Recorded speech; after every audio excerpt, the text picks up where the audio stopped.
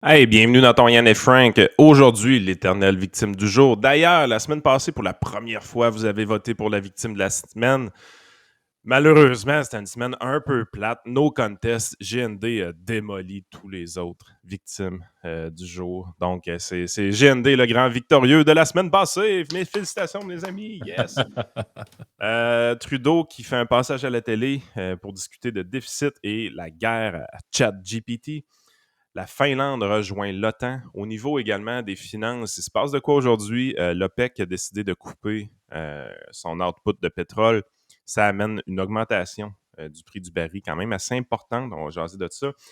Le transport en commun en Ontario. Pour la partie Patreon, Patrick Lagacé s'est fait voler son compost. Non, son bac à compost, mais en tout cas, il paraît que c'est d'intérêt national. Il faut en Oh, parler. ouais. La Finlande qui élit un parti de droite au pouvoir et le gouvernement italien, c'est sans dessous. Le bordel est pogné. Bordel est pogné en Italie. Fait qu'on décolle le show à l'instant.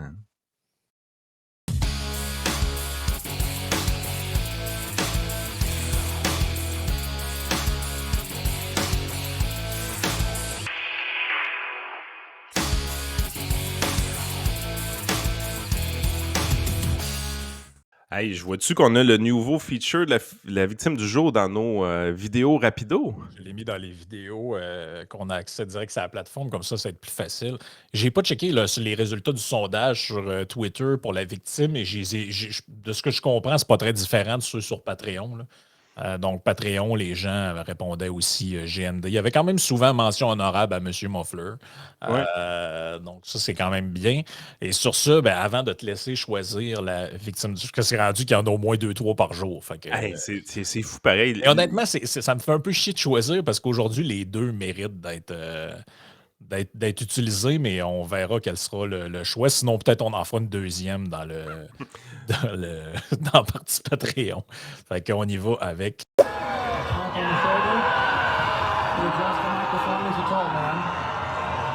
There's so much potential for beauty and for devastation. Entendu parler, je m'étais toujours arrêté au début des cris, là. Mais tu vois qu'il y a vraiment un mental breakdown solide, là, les mains qui shake, puis la voix qui tremblote. Fait que c'est assez solide, merci. Donc, je te présente les choix aujourd'hui. Euh, quelqu'un qui s'est, dans le fond, quelqu'un qui a été micro-agressé par un Coco Kinder, ou une... Ça va être dur de battre ça, là. Oh, mais attends le prochain, ou une boomer avec un sac de plastique sur la tête. Ah, le Coco Kinder. Ok. Coco. On parlera du sac de plastique dans la partie Patreon parce que c'est quand même assez spectaculaire aussi. Faut le dire, là. Donc, je te vois ici. C'est un article très sérieux de Radio-Canada. Je te le remets ici. Le jouet d'œuf Kinder surprise jugé irrespectueux envers la culture inuite. Et là, tu vois dans le truc Kinder, il y avait un genre d'igloo dedans avec un petit bonhomme jaune-orange, là. Et une mère de Toronto se dit outrée d'être tombée sur un jouet représentant un Inuk dans un igloo, dans un œuf Kinder destiné à sa fille. Teresa Miller a acheté pour sa fille un œuf Kinder surprise alors qu'elle faisait son épicerie en février dernier. Dès que sa fille a mangé l'œuf en chocolat et ouvert la petite capsule contenant le jouet, Teresa Miller dit avoir été choquée. La C'est fille est simplement... blanche, je gage. Ben oui. C'est simplement irrespectueux et non nécessaire. Je ne pense pas que ce soit approprié, de près ou de loin, pour un enfant. Non, elle, puis, je veux pas y faire de procès d'intention, là, mais elle trouve que ça, c'est pas approprié pour un enfant. Mais je suis pas mal sûr qu'elle fait partie de la gang qui trouve que c'est très, très approprié qu'un monsieur déguisé en fille lit des histoires à son enfant à la bibliothèque. Mais ça, écoute, ça a l'air qu'il faut pas parler de ça. Autre des jugements, Frank. Oh, écoute, c'est un gros jugement que je viens de faire. Je ne pense pas non plus que ce jouet se doit d'être fabriqué, a indiqué Teresa Miller. Vêtue d'un parka orange, la figurine est assise dans un igloo prêt à être lancée vers ce qui semble être une cible de curling. Teresa Miller n'est pas autochtone, mais elle confie saisir l'occasion comme une opportunité éducative. On a tout de C'est suite. jamais les Autochtones qui chialent sur ces affaires-là. Mais sais-tu quoi? C'est jamais personne de concerné qui jase sur rien. C'est C'est. ridicule. Un œuf Kinder. Tu sais, puis... on... Non, je me tente pas. Non. Regarde, là. Pourquoi qu'on réagit à cette niaiserie-là pareil? Parce que c'est drôle, là, mais c'est la seule raison. C'est la seule raison. Écoute, c'est. Je sais pas quoi te dire. Là. C'est capoté. Là.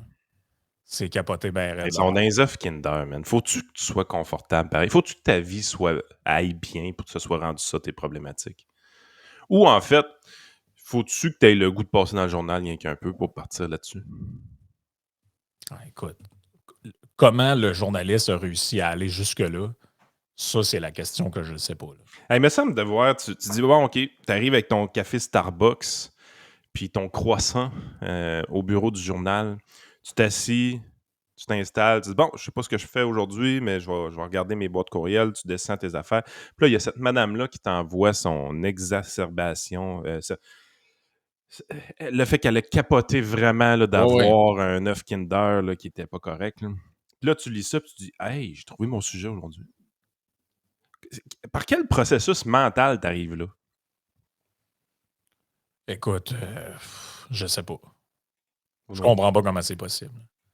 Je comprends vraiment pas comment c'est possible. Mais écoute, ça fait partie des victimes du jour. Donc, cette dame torontoise non autochtone, micro-agressée par le Coco Kinder. Faut quand même le faire. Écoute, partons directement sur Trudeau parce que tout le monde en parle avec quand même un gros planning là, en fin de semaine. Là. Ils ont reçu. C'est toi qui a lâché la cote sur le groupe, je pense. Hein? Oui. T'as pas le choix de le faire live, Frank, c'était trop drôle. Tu veux dire ce que j'ai dit quand j'ai présenté le... Ouais, c'est parce que tout le monde en parle. On mis un genre de carré où il y avait 4 petits carrés à l'intérieur avec les photos des invités. Puis là, tu avais Justin Trudeau, Régine Laurent, Mike Ward et... comment il s'appelle, là, le gars qui fait des tartes? Là? Ricardo. Et moi, ce que je disais en joke, semi-joke, je disais, c'est pas drôle, tu sais, tu fais une émission, tu invites une madame qu'on sait pas trop ce qu'elle a fait, un gars qui fait des jokes de puis l'autre qui fait des tartes aux pommes, puis finalement, probablement que le plus brillant de la gang, c'est pas lui qui va être premier ministre. Là. Fait qu'écoute, je sais pas si on a encore le droit de dire ça en 2023. Là. Je prends tout le temps pour dire 2022, je suis pas encore... Tu vois, mais qu'on arrive en 2023, je vais avoir assimilé qu'on va être en 2023, mais il va être trop tard, on va être rendu 2024. Ils disent, les gens à droite, c'est des gens retard de Frank. Oui, c'est ça. Oui, exactement. Donc, Trudeau, MCG a quand même été bon. Là, je suis obligé de te dire. La dernière fois que j'avais écouté Tout le monde en parle, je ne le trouvais pas particulièrement bon. Là. Mais il a quand même été bon. Là. Il a ouvert son portefeuille, puis il sortait des 20$, puis il était là. Vous voyez, ça, c'est le trou que vous creusez au moment où on tourne l'émission. Et là, écoute, ben, Justin Trudeau, on savait que c'était une machine en économie. Là. Mais oui. non, mais c'est parce que tu sais qu'au Québec, on nous a fait à croire que ralentir la hausse des dépenses, c'était de l'austérité. Oui. Écoute bien la définition de Justin Trudeau de l'austérité. C'est assez capoté, merci. Mais... Le Premier ministre, c'est inquiétant quand même, là. Il y a une profession de foi dans ce que vous venez de dire. Là. On investit pour le futur, on emprunte plus avant la pandémie. Notre déficit était de 765 milliards. On est rendu à plus de 1000 milliards. Je comprends. Vous comprenez qu'on est nerveux. Et ce que tu es en train de prêcher, c'est l'austérité, M.C. Non, oui. Non, parce que non. Tu es en train de dire que faut pas aider les familles qui en ont besoin parce qu'on est mieux de garder l'argent dans un gros pot pour pouvoir réagir à un moment donné. Non. Ce que je suis en train de dire, moi, ce que j'ai démontré dans le budget, ce qu'on est en train de faire, c'est qu'en investissant dans les gens, comme on a fait pendant la pandémie, on a fait des investissements dans les gens. Hey, ça, c'est le premier ministre. Investir dans les gens. Et tutoie MC Gilles, gros comme le bras, on va investir dans les gens. Écoute, là, j'ai bien le droit de faire des milliards de déficit, là. Fait que faire 45-50 milliards de déficit par année, si tu fais pas ça, tu fais de l'austérité. Oui, mais dans le fond, tu investis dans les gens. Man, il est premier ministre. Y avait-tu droit à son oreillette ou il n'y avait pas le droit hier? Ah, c'était assez pénible, je te dirais. Là. Ok. C'est assez pénible, merci. J'ai pas écouté les autres entrevues avec le gars des tartes aux pommes puis Mike Ward. Là, j'ai pas eu le temps encore. Là. Mais celle-là, je te disais que moi, quand j'ai entendu ça, j'étais là, il est-tu sérieux, lui, là? Tu Ça- prévois-tu vraiment écouter l'entrevue de Ricardo? Là? Non. Arrête de bullshiter notre auditoire, sacrément. Là. Non, mais je suis pas mal sûr que je vais avoir le droit à une plus haute envolée intellectuelle avec Ricardo. C'est ça qui est. C'est un peu ça qui me décourage, honnêtement. Là. Mettons que tu demandes à Ricardo qu'est-ce que tu penses de l'ingérence en Chine, je suis sûr que tu as une réponse plus brillante que celle que Trudeau a donnée hier. D'ailleurs, j'aurais pu sortir cet extrait-là aussi, mais j'ai rien compris de ce qu'il disait. Là, ils ont créé un comité multiparti avec monsieur, puis là, il va avoir. C'est n'importe quoi, là. Tout pour pas répondre aux questions. Là. Et là, ben c'est ça. Fait que ce qu'on a appris hier, c'est que mettre le pays dans le trou, c'est investir dans les gens. Et que de ne pas faire ça, c'est de l'austérité. Je sais pas c'est quelle théorie économique qui nous explique Au moins, ça. il n'a pas traité MC Gilles de raciste. C'est un bon début, pareil. Ça va bien. Mais tu as vu comment son logiciel est détraqué. Là. Lui, il regarde quelqu'un, puis il est comme non, mais ce que tu dis, c'est que. Tu sais, c'est comme si là, on dirait que dans sa tête, c'est comme s'il a vu Pierre Poilievre. Là. Il a comme fait OK, non, t'as peu, faut que non, je peux pas dire qu'il est raciste. T'as peu que je. Ah, OK, austérité. Ouais. Mais le Ok, prochain là- argument, c'était ce que vous voulez, c'est interdire l'avortement. Dites-le. Non, mais c'est sur le playbook du petit libéral est embarqué. Là. Mais là, il est fourré parce que c'est quelqu'un dans sa gang. Il dit ouais, OK, je peux pas dire qu'il est raciste, je peux pas dire qu'il est misogyne. OK, c'est de l'austérité. Ouf, on Oui. s'en est tiré. Ouf! Et que c'est facile d'être c'est libéral. capoté, pareil. J'en reviens pas. Il y a eu aussi quelques questions par rapport sur Donald Trump, là, où il essaie semi de se défiler. Non, mais je me concentre sur l'actuel président. Parce que bon, ça, t'en as parlé pas mal dans ta chronique à Radio Pirate, puis honnêtement, il n'y a rien à redire pour le moment. Là. Donald Trump, ben, c'est ça. On va attendre de voir ce que la Cour dit, mais les gens mélangent vraiment tout. Hein. Je voyais des publicités sur, pas des publicités, mais des publications sur les réseaux sociaux en fin de semaine. Les gens pensent qu'il va se faire mettre en prison, puis que je sais plus trop quoi. Vous rêvez en couleur, là. Vous rêvez vraiment en couleur. Là. Il n'y aura pas de prison là. On parle d'une histoire de règlement hors cours pour une surlutte avec une porn star. Là.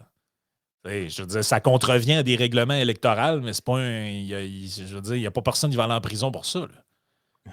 C'est du civil. Là. C'est n'importe quoi. Là. Arrêtez, là. Puis de toute façon, je veux dire, tout le monde parle de ça, mais on ne sait pas ce qu'il y en a. Fait que, puis c'est vrai, le débat ARP était quand même. On sait un peu que Jeff Picard, par exemple, aime beaucoup Trump. Moi, j'ai une préférence un peu envers DeSantis. Fait que ça donnait de quoi le fun comme chronique. Là, fait que c'est un sujet qu'on repassera pas beaucoup ici parce qu'on l'a fait, là, justement. Ben, tant qu'il n'y a pas de développement, qu'est-ce que tu veux qu'on dise? Là, je veux dire, on le savait, nous autres, on l'avait dit à l'avance que c'était un show de boucan, là, Trump qui allait se faire arrêter avec les menottes puis tout. On le savait que c'est de même que ça allait finir. Puis là, ben, Richard est bien désolé que personne soit en prison encore. Mais écoute, il va falloir que vous. Tu sais, c'est un. Puis d'un bord puis de l'autre, c'est tout le temps la même affaire. Tu sais, t'écoutais du monde parler, là, puis quand Trump allait être élu, Hillary allait être envoyée à Guantanamo avec des menottes, puis l'autre allait être fusillé, puis un tel allait être emprisonné. Puis il n'y a jamais rien qui arrive. Puis de l'autre bord, c'est la même affaire. Ça fait depuis 2016 qu'ils nous disent hey, Trump va être impeach, le FBI va l'arrêter, ils vont l'exécuter pour haute trahison. Mais de quoi vous parlez, sacrament? Qu'est-ce que vous... Mais ça va-tu, là, ou je comprends pas? Non, mais c'est un show. Là, bon, ça donne des clics. Trump, c'est une machine à clics. Moi, l'argument que j'avais beaucoup avec les gars, c'est que moi, j'espère encore que DeSantis se lance quand même contre Trump. Leur argument principal de leur côté, c'était Trump a plus de notoriété que DeSantis, ce qui est totalement vrai. Donc, il y a plus de mauvaise notoriété aussi. Oui, mais en même temps, il peut aider les électeurs à sortir. Mais je pense qu'une bonne façon pour DeSantis d'avoir beaucoup, beaucoup de notoriété, c'est de battre Trump. Puis ça, je pense que c'est le bout que beaucoup de monde sous-estime. Admettons que DeSantis est capable de battre Trump dans une primaire. Il sort de là avec une carte en or. Là. Sauf que le problème, d'après moi, c'est qu'avec ce qui. Je suis d'accord avec toi, mettons, il y a 2 semaines. Mais avec ce qui est arrivé en ce moment, c'est que. La martyrisation de Donald Trump. Ouais, puis là, tout le monde s'est positionné en faveur. Tu sais, Mike Pence, qui avait pris beaucoup de recul par rapport à Donald Trump, puis il l'a tiré en dessous de l'autobus une couple de fois.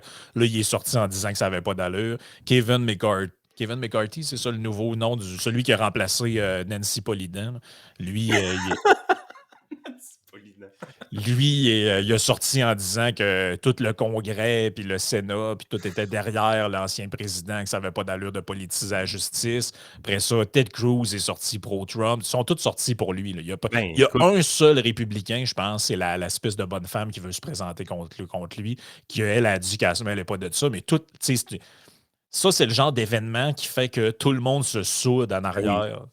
Parce que on place Trump en victime. Puis on le voit là, tout le temps. C'est pas pour rien qu'il y a un segment victime du jour dans ce podcast-là. Là. C'est une méthode de communication qui fonctionne extrêmement bien. Puis là, Trump, c'est trop facile. Là. C'est même pas lui qui a provoqué tout ça. C'est servi sur un plateau d'argent. En fait, tu te dis quasiment, coudon, ça fait-tu l'affaire de tout le monde qui se présente? Là? Ça commence à être la théorie la plus, la plus potentielle de mon côté parce que tu te dis, crime. Et tout le monde est content. Je veux dire, oui, ça soude les républicains, mais on a l'impression aussi que du côté démocrate, c'est ça qu'ils veulent. Ils veulent l'affrontement Trump/Biden. Biden, man. J'ai de la misère à croire qu'à 82 ans, il va se présenter. J'ai encore de la misère à le croire. Il va falloir que ça sorte à un moment donné. C'est qui le remplace s'il le remplace? Ben, c'est parce que s'il le remplace pas, s'il l'annonce pas, ben, c'est parce qu'il faut qu'il y ait des primaires. Puis si c'est lui, ben, il n'y aura pas de primaire. Là, fait que, exact. Hey, écoute, le podcast qu'on a lancé de baseball en fin de semaine, je fais un petit cue rapide. Ça a super bien été comme première, sérieusement. La réception est vraiment bonne. Je suis obligé de te dire que de gérer des réseaux sociaux pour de quoi qui n'est pas politique, c'est pas la même game. Hein? T'as pas mal moins à dealer avec des astifies d'imbéciles qui ils sont là juste pour te faire chier ou des affaires de même. C'est spécial de dealer avec des gens sains d'esprit sur les réseaux sociaux. Je n'étais plus habitué. Mais si tu vas sur le site d'RDS et tu regardes la section commentaires, tu vas pogner 2 minutes. Là. Ouais. Ben, on parle pas du Canadien, fait qu'on va être correct, je pense. Ouais, mais le sport, la musique, la culture, ça attire pas juste les commentaires modérés. Si, mettons, la personne, elle aime tel joueur, puis toi, tu vas dire qu'elle a joué un mauvais match, puis aussi bien te menacer dans les commentaires. On laisse le temps passer, puis on verra. Yes. Écoutez, je vous amène assez rapidement sur le prix du baril de pétrole. C'est quelque chose qu'il faut jaser, veut pas. Là. Si vous regardez le graphique qui est ici, là, au mois de mars, on est à 80 $. Et depuis le 6 mars environ, on voyait une baisse assez constante. On a même frappé 65 $ le 20 mars. Ça l'a amené l'OPEC à réagir aujourd'hui, justement. On voyait une petite montée dans la semaine dernière et aujourd'hui, on annonce qu'il va y avoir des coupures de production au niveau de l'OPEC, qui est un cartel, là, carrément, des pays producteurs.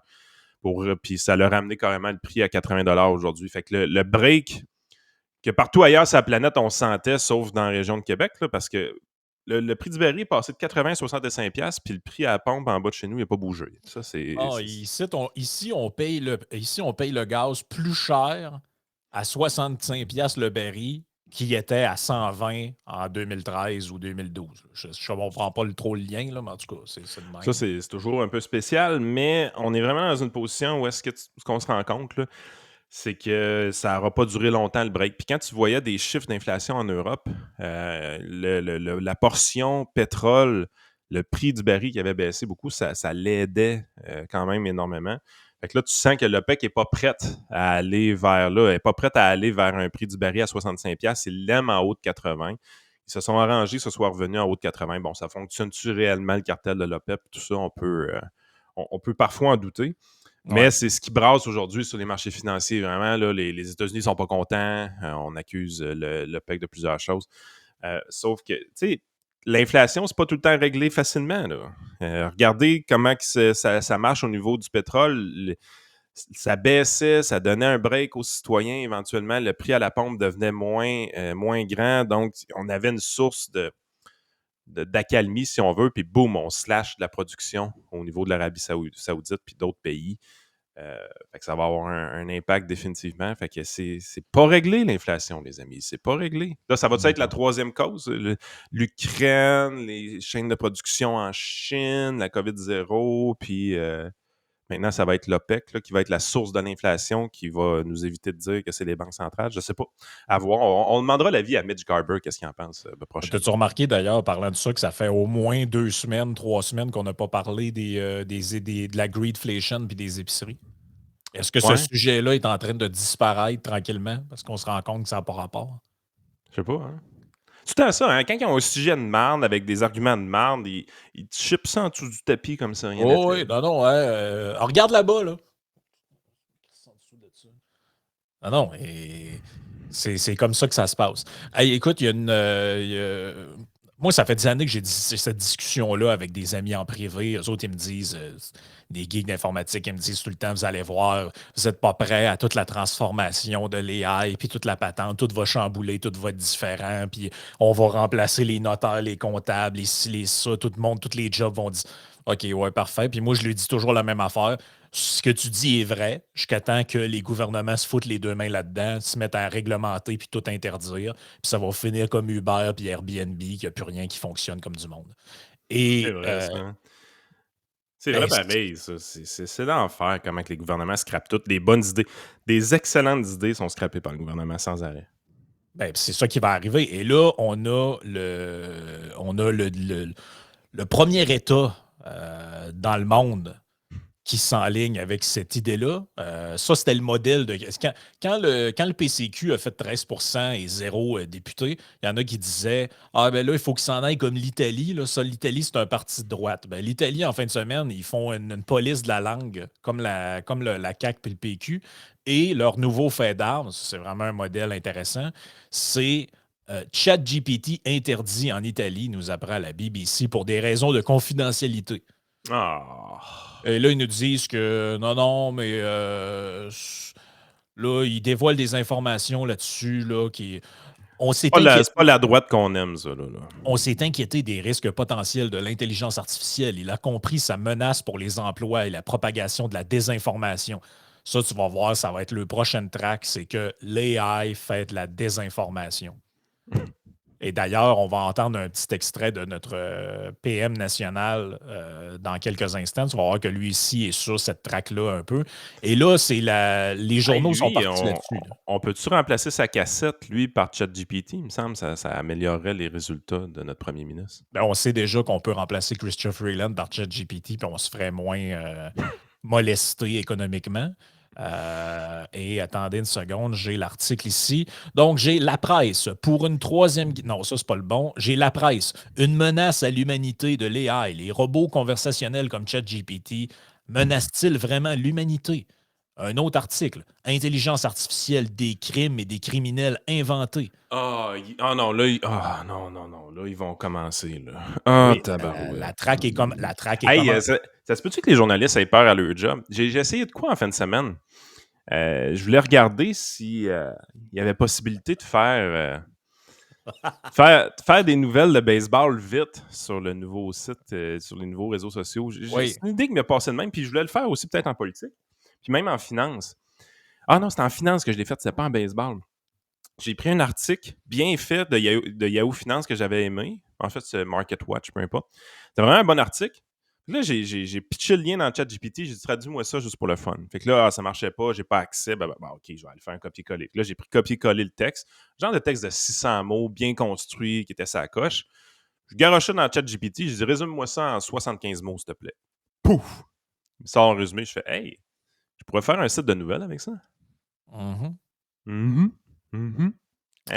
Ça se peut-tu qu'il y a beaucoup de journalistes qui font juste copier un peu des articles en anglais depuis certains temps qui ils pourraient perdre leur job très facilement parce que la propriété intellectuelle, elle m'appartient hein, quand je garoche de quoi dans le chat GPT. Si je prends un texte, j'ai dit fais-moi un résumé. Le résumé qu'il a produit, c'est à moi. C'est moi qui l'ai utilisé, c'est moi l'auteur. puis j'ai pas besoin de nommer personne à rien. C'est un texte qui est 100% authentique.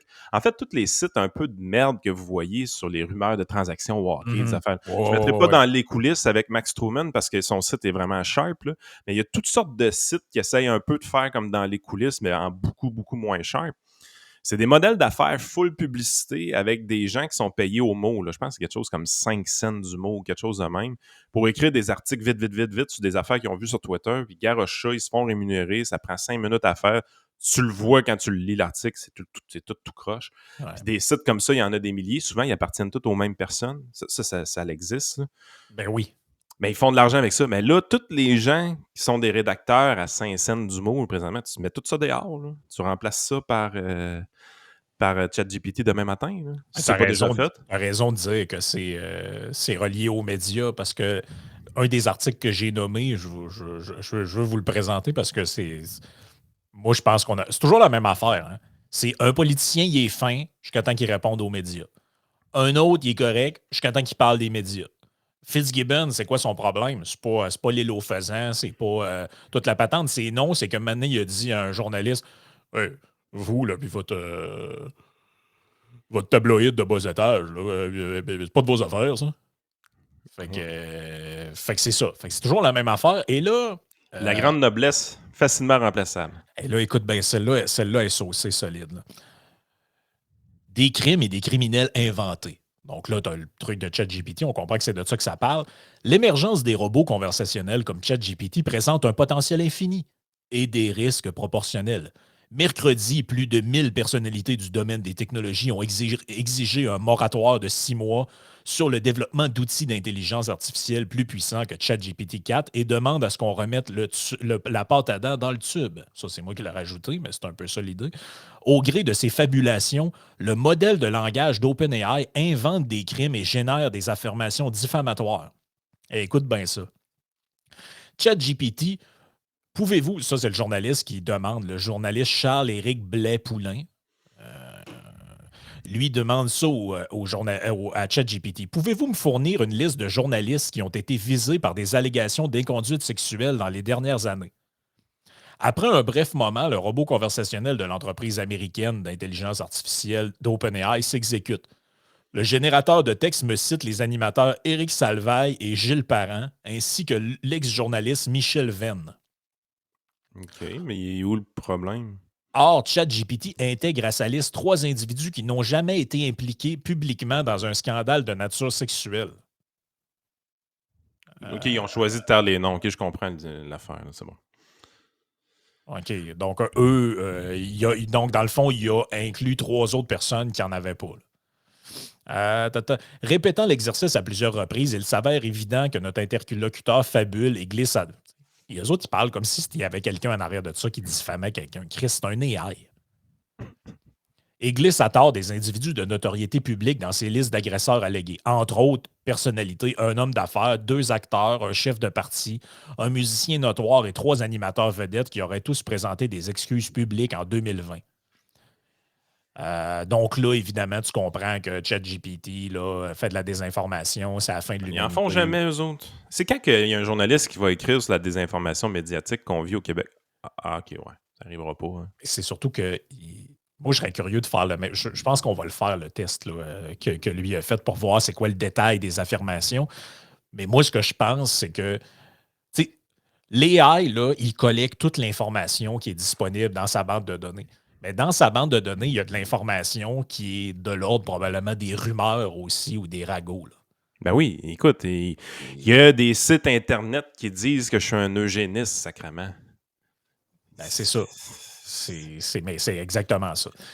Et là, Guian demande à M. Trudeau, à Justin, ce qu'il pense de cet enjeu-là. Puis il lui dit, c'est drôle pareil, parce que pendant la campagne électorale, on nous disait que l'Italie avait fait élire un gouvernement d'extrême droite.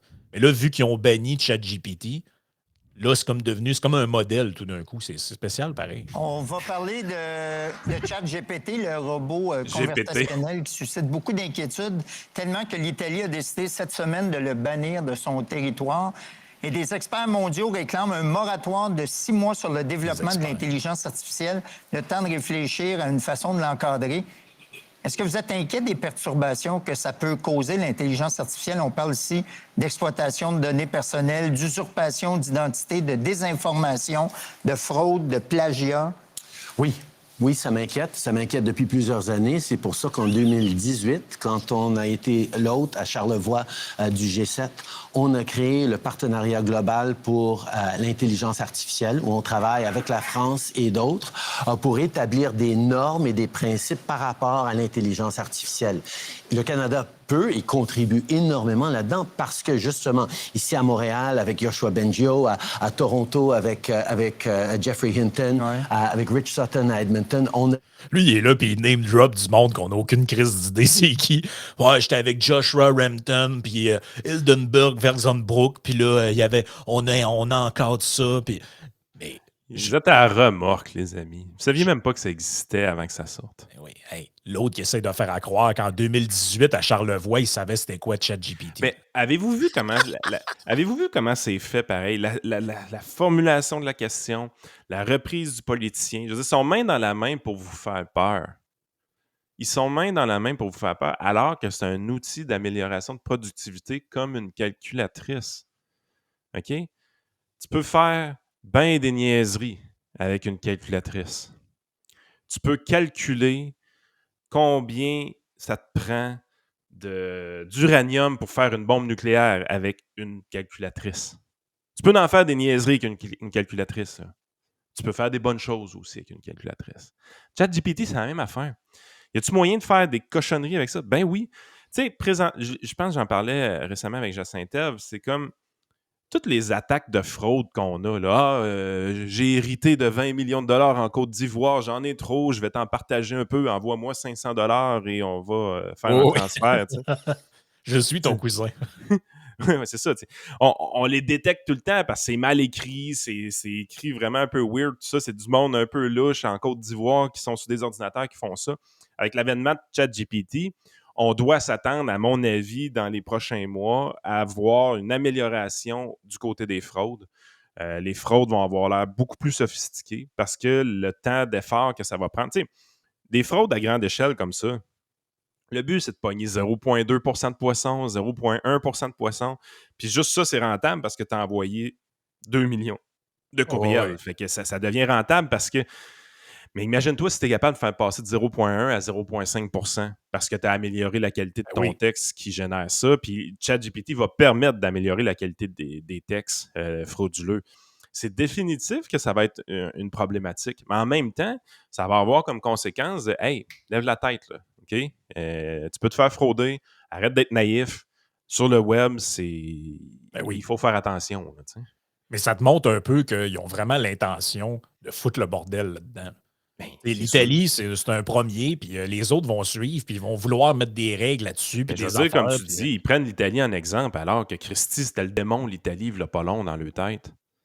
Ben, c'est comme les pays scandinaves. Hein. Les pays scandinaves, ça n'existait plus, ça, pendant la pandémie. Hey, la Suède, c'est toutes des malades mentales. La pandémie se termine, entre guillemets, nous ne l'ont pas dit encore. La pandémie se termine, ça s'en va se faire sécher les dents, faire du basic dans un pays scandinave. Hey, c'est le fun ici, hein?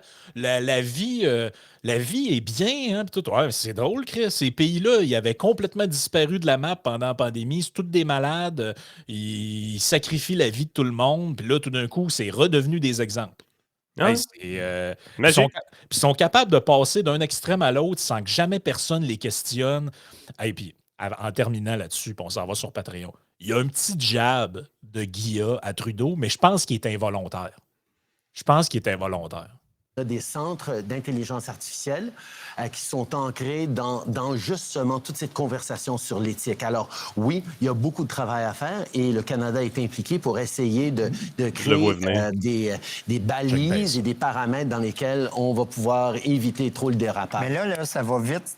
est-ce que le gouvernement va assez vite? Là, on l'a vu ces derniers jours, il y a eu des fausses photos de l'arrestation de Donald Trump. C'était complètement bidon. On a vu le pape François avec un gros manteau de yo alors qu'il est à l'hôpital. C'est plate parce qu'il était beau. Non, mais ces images ont été créées avec le logiciel d'intelligence artificielle Midjourney. Vous-même, vous avez été la victime d'une fausse discussion bidon avec Joe Rogan, puis ça avait l'air vrai. Là. Il y a des gens qui ont pensé que c'était vrai. Un jour, est-ce qu'il va y avoir un... Ça avait l'air vrai. Ouais, ça avait pas l'air vrai pantoute. Hey, le gars qui dit qu'il veut nuker